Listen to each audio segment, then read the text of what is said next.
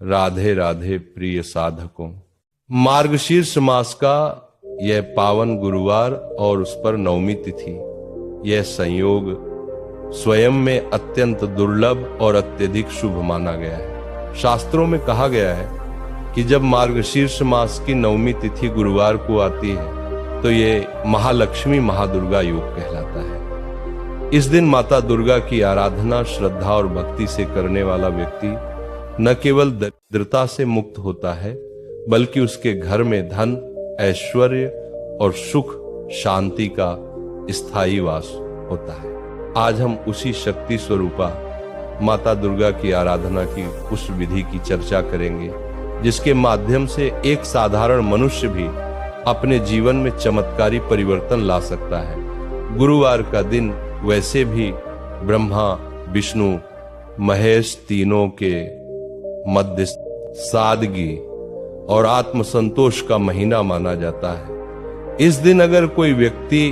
अपनी निष्ठा के साथ पूजा करता है तो उसके ऊपर न केवल धन की कृपा होती है बल्कि मन की शांति, घर में समृद्धि और जीवन में संतुलन भी आता है। अब बात करते हैं चना दाल के उपाय की। चना दाल कोई साधारण चीज नहीं है, ये मां अन्नपूर्णा का आशीर्वाद है।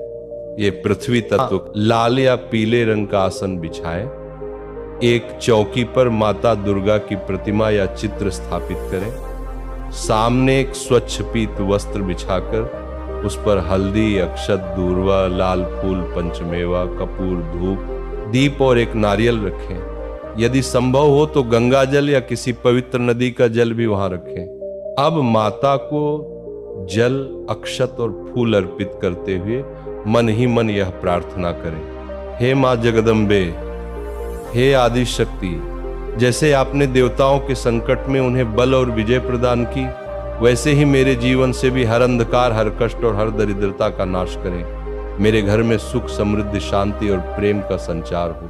फिर माता को यह मंत्र अर्पित करें, ह्रीं दुर्गाया नमः। इस मंत्र का 108 बार जाप करें।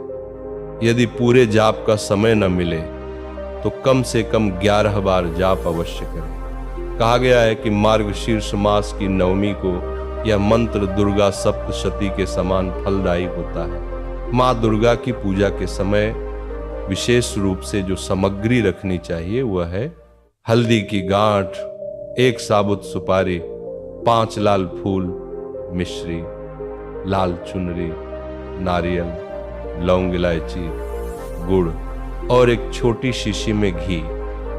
इन सभी वस्तुओं को माता के चरणों में श्रद्धा से रख दें। पूजा के पश्चात इनमें से थोड़ी सी मिश्री और हल्दी अपने तिजोरी या धन रखने के स्थान पर रख दें। यह श्री दुर्गा महाहल्दी धन योग कहा जाता है। इससे घर में स्थायी धन की प्राप्ति होती है और व्यापार में वृद्धि होती है।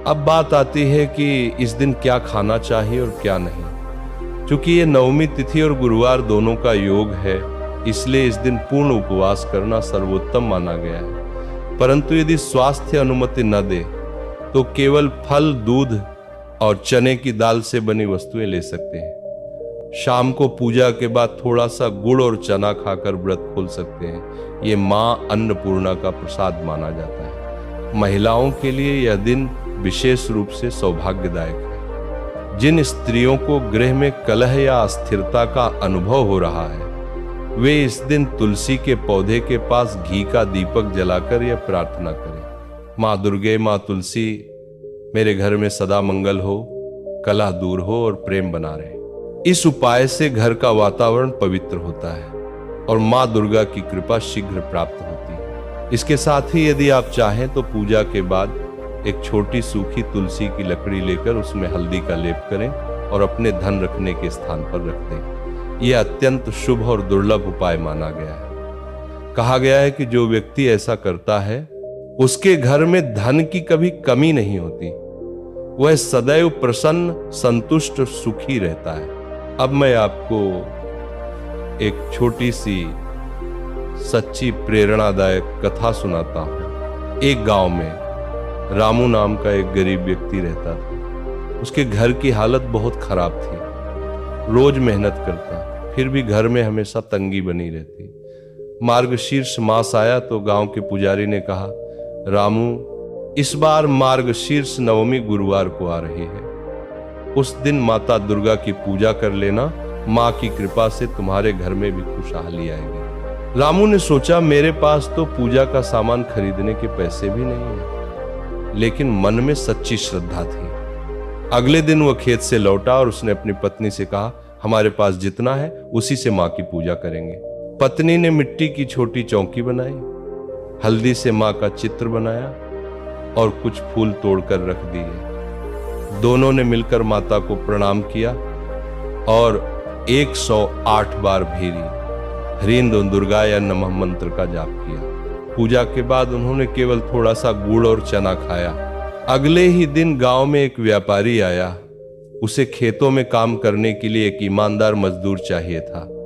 उसने रामू को बुलाया और कहा, मुझे किसी सच्चे और परिश्रमी आदमी की तलाश थी। लोग कहते हैं तुम बहुत ईमानदार हो। रामू ने काम स्वीकार किया और कुछ ही महीनों में अपनी लगन और ईमानदारी से वह व्यापारी का भरोसेमंद बन गया। धीरे धीरे उसकी आर्थिक स्थिति सुधर गई, घर में सुख लौट आया।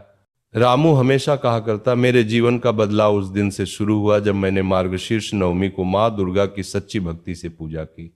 ये कथा हमें यही सिखाती है कि पूजा केवल वस्तुओं से नहीं होती, बल्कि सच्चे मन और विश्वास से होती है।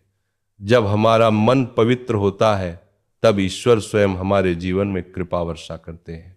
इसलिए हे भक्तों, इस मार्गशीर्ष गुरुवार नवमी के दिन माता दुर्गा की पूजा अवश्य करें। चाहे एक दीपक ही क्यों न जला पाए, पर उसे श्रद्धा से जलाएं। माता की कृपा से न केवल धन की वृद्धि होगी, बल्कि जीवन में सुख, शांति और दिव्यता का भी वास होगा। जिस घर में माता दुर्गा की पूजा होती है, वहां नकारात्मक शक्तियां पास न